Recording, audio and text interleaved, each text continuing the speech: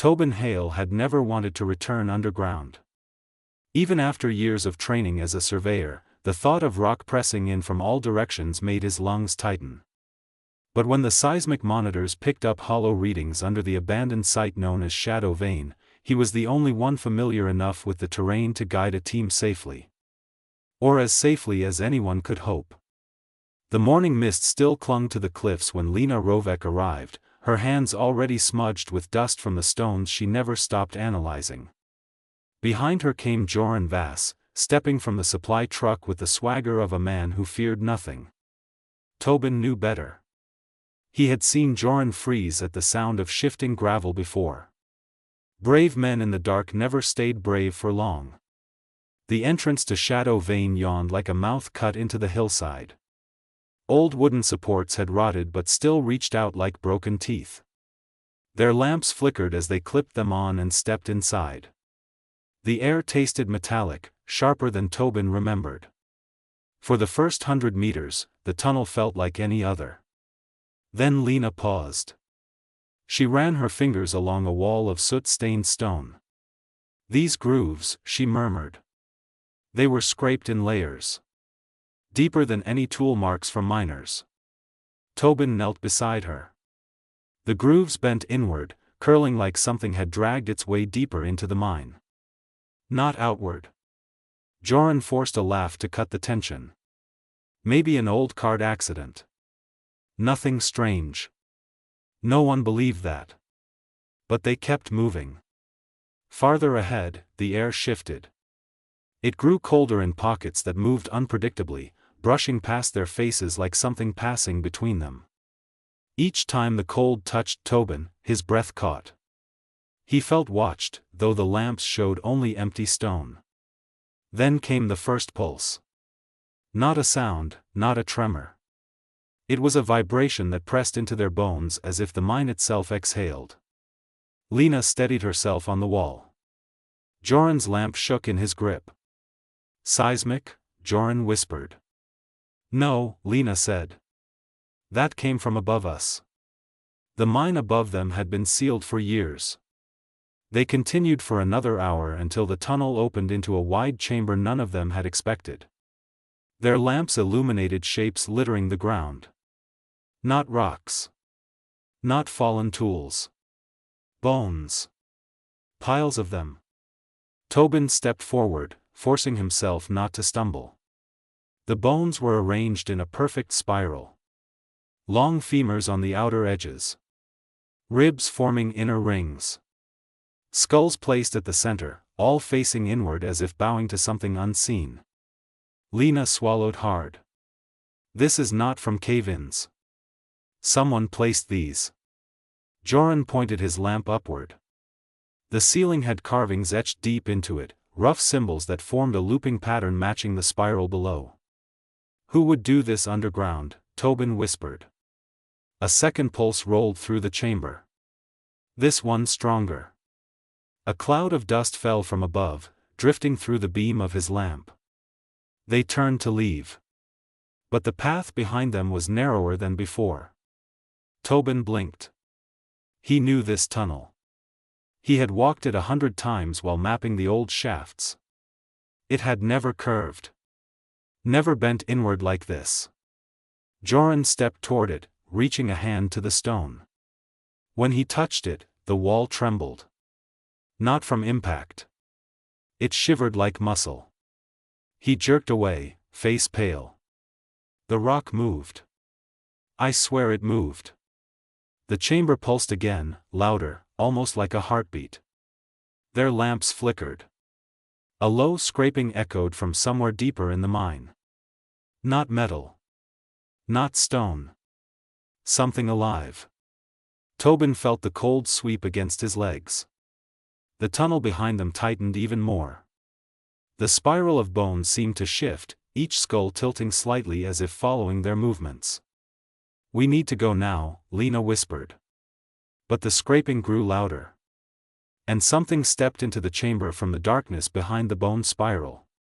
Something that had been listening to them from the moment they entered Shadow Vein. Errol Dane arrived at Shadow Vein 3 hours after the emergency call, though no one could tell her exactly what the emergency was. The radio transmissions from the survey team had ended mid-sentence, cut off by a sharp static burst that sounded nothing like equipment failure. The surface crew waited near the entrance, pale and restless, refusing to go back inside until backup arrived. Errol had worked underwater caves, collapsed tunnels, old flooded mills. Fear was an old companion. Even so, she felt her stomach tighten as she strapped on the portable air system. She looked over at Myra Thull, the explosives expert assigned to accompany her. Myra was checking her gear in silence, the kind of silence that said she already suspected what they would find. The last member of their small team was Senralik, a young miner with only a few months of experience. He adjusted his lamp, trying to hide how much his hands shook. They stepped into Shadow Vein. The stale air wrapped around them like rotting fabric. Errol turned on her lamp, the beam cutting through the dust. The tunnel swallowed their footsteps, offering no echoes, as if the mine was absorbing every sound. The deeper they walked, the more the darkness felt alive around them. About 200 meters in, Sen stopped. "Do you hear that?" he whispered. Errol held her breath.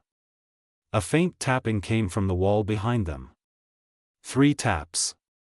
Pause. 3 taps again. "That pattern," Myra muttered. "It is the same warning rhythm used in collapse drills. But no one is behind us." Errol touched the wall. The stone was warm. She jerked her hand away. The tapping stopped. They moved onward, though none of them wanted to. They passed the first collapsed shaft and a rusted lift cage that had not moved in years. Errol tried radioing the survey team again, hoping for even a whisper in return. All she got was a low hum that vibrated the metal casing of her radio. After another half hour, they reached the larger chamber. Errol felt her breath catch as her lamp lit the scene before her. The spiral of bones. Dozens of them. Maybe more. Arranged with disturbing precision. Myra knelt at the edge of the spiral. "These are not old," she said. "They have not decayed naturally. They were stripped." Errol swallowed. "Stripped by what?" Myra did not answer. Sen backed away from the spiral, his breath quickening. "There is something wrong here. We need to turn back." Errol agreed. But the moment she turned toward the tunnel, her lamp flickered. The passage had changed. Again. What had been a straight corridor now curved sharply to the right, as if it had been reshaped while they were not looking. Myra stepped forward slowly and pressed her hand to the stone. Her eyes widened. "This is not stone. Not fully. It is layered with something soft beneath." Errol approached. She did not touch it, but she felt a faint heat radiating from it, like breath. Sen's lamp snapped off without warning. He cursed and slapped it, but the darkness swallowed him instantly. Errol raised her lamp to find him, and for a heartbeat she saw movement behind him. Not human. Something low and long, clinging to the wall like a lizard but shaped wrong. Too many limbs. A head that blended into the stone. Its skin looked like rock that had learned how to breathe. Errol stepped forward to pull Sen away, but the creature melted backward into the wall, disappearing as if it had never existed. Sen stumbled back, trembling. "Something touched me. Something followed my lamp." The chamber pulsed. Not like the tremor before. This was heavier, deeper, and alive. Dust fell from the ceiling. The spiral of bones shifted slightly, each skull turning a fraction toward them as though listening. Errol felt her chest tighten. "We keep moving. We find Tobin and the others." Myra checked the new path. "The tunnels are rearranging themselves. We are being guided."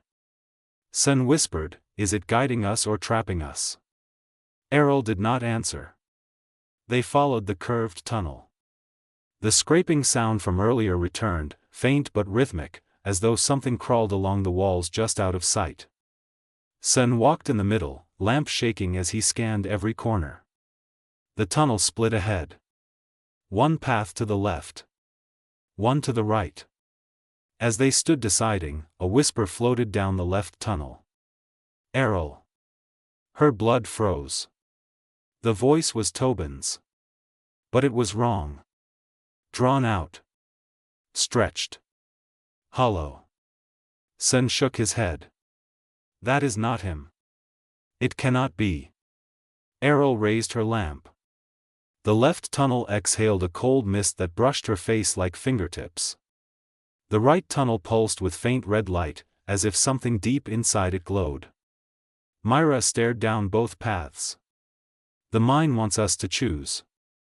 Errol steadied her breath. We go right. The voice is bait. They moved into the glowing tunnel. Behind them, from the darkness they had avoided, something laughed. Not quite human. Not quite stone. Something waiting for them to go deeper. The red glow grew stronger as Errol, Myra and Sun followed the winding tunnel. It was not the warm light of flame nor the sharp flash of emergency lamps. It was dull and pulsing, like the heartbeat of something buried under the stone. The floor sloped downward in a slow curve, guiding them deeper into the unknown. Sun wiped sweat from his forehead even though the air was cold. My lamp keeps dimming, he whispered. It reacts every time that light pulses. Errol noticed it too. Their lamps were not failing. They were being drained.